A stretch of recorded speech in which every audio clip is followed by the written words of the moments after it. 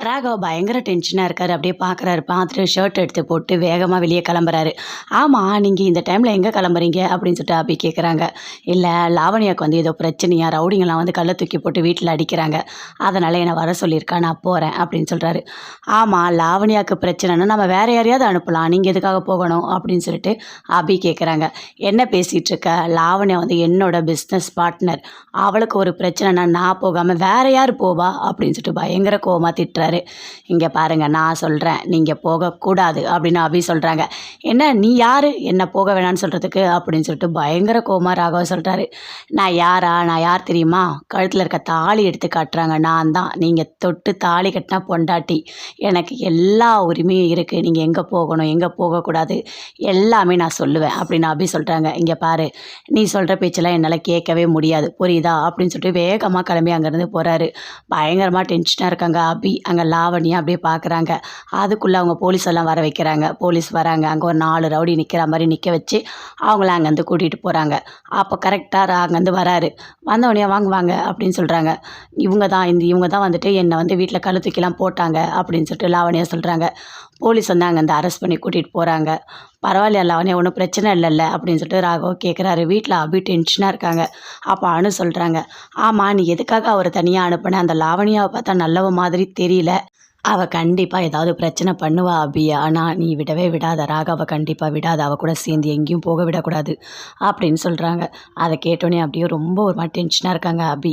என்ன பண்ணலாம் அப்படின்னு சொல்லிட்டு, சரி ஆகாஷை கூட்டிகிட்டு நீ எப்போ ஃபஸ்ட்டு அங்கே போ அப்படின்னு சொல்கிறாங்க அனு.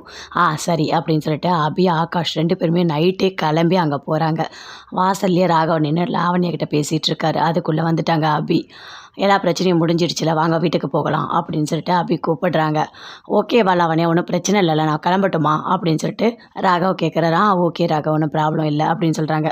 ஆகாஷும் கேட்குறாரு, ஒன்றும் பிரச்சனை இல்லைல்ல அப்படின்னு சொல்லிட்டு. இல்லை, ஆகாஷ் பைக்கில் வராரு. காரில் போகிறாங்க. அபி வந்து காரில் உட்காடுறாங்க. வாங்க போகலாம் வாங்க அப்படின்னு சொல்லிட்டு அங்கேருந்து ராகவை கூட்டிகிட்டு போகிறாங்க. லாவண்யாவுக்கு அப்படியே கோவமாக வருது. நாம் ஒரு பிளான் போட்டால் அந்த அபி கூடவே வந்து ராகவை இங்கேருந்து கூட்டிகிட்டு போகிறோம், எவ்வளோ திமிர் இருக்கணும், விட மாட்டேன். அபி, நீ இப்போ ராகவை காப்பாற்றிருக்கலாம், ஆனால் இந்த 10 days நாங்கள் மும்பை போகிறோம் பற்றியா, அப்போ உன்னால் காப்பாற்றவே முடியாது.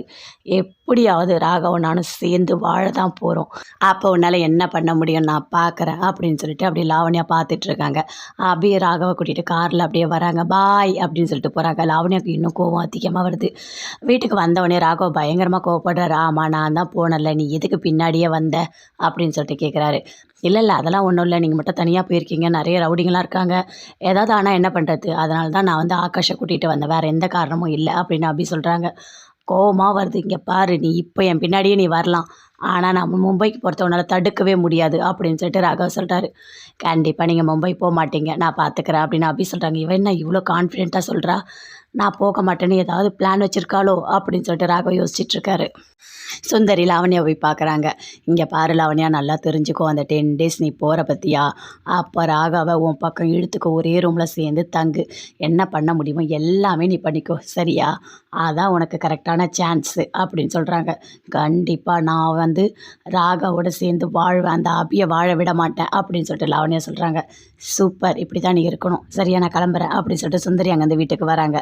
முரளி கூப்பிட்டு பேசுகிறார் சுந்தரிக்கிட்ட. நாம் ஒரு பிளான் போட்டால் ஆனால் வேறு ஒன்று நடக்குது, வர கோத்துக்கு என்ன பண்ண போகிறேன்னு எனக்கு தெரியல.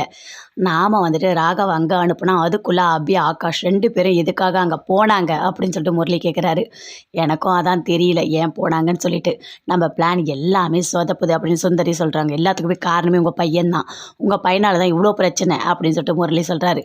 அதுக்கு நான் என்ன பண்ணுவேன், எனக்கு பிறந்தது என் பையன் இப்படி இருக்குது, நான் என்ன பண்ண முடியும் அப்படின்னு சொல்லிட்டு சுந்தரி சொல்கிறாங்க. முரளி பயங்கர கோவமாக சொல்கிறாரு. கண்டிப்பாக லாவண்யா ராகவ் 2 பேருமே சேர்ந்து மும்பைக்கு போகணும், ஆட் ஷூட் எடுக்கணும், 2 பேருமே சேர்ந்து நடிக்கணும், அப்போ தான் அபிக்கு நல்லா கோவம் வரும். கண்டிப்பாக அந்த ராகவ் விட்டு அவள் பிரிஞ்சிடுவா, அப்போ அவள் எனக்கு கிடச்சிடுவா, நான் விட மாட்டேன், என்னோட அபி எனக்கு தான் அப்படின்னு சொல்லிட்டு முரளி பயங்கர கோவமாக சொல்லிகிட்ருக்காரு. எல்லாம் நான் சொல்லிட்டேன், லாவண்யா ராகவ் 2 பேரும் சேர்ந்து ஒரே ரூமில் தங்க சொல்லியிருக்கேன் அப்படின்னு சொல்லிட்டு சுந்தரி சொல்கிறாங்க. சூப்பர், நம்ம பிளான் இந்த வாட்டி கரெக்ட் கரெக்டாக ஒர்க் அவுட் ஆகும் அப்படின்னு சொல்லிட்டு முரளி சொல்கிறாரு. ஆமாம் ஆமாம், எல்லாமே நீ நினச்சா மாதிரியே நடக்கும், ஒன்றும் பிரச்சனை கிடையாது அப்படின்னு சொல்லிட்டு சுந்தரி சொல்கிறாங்க.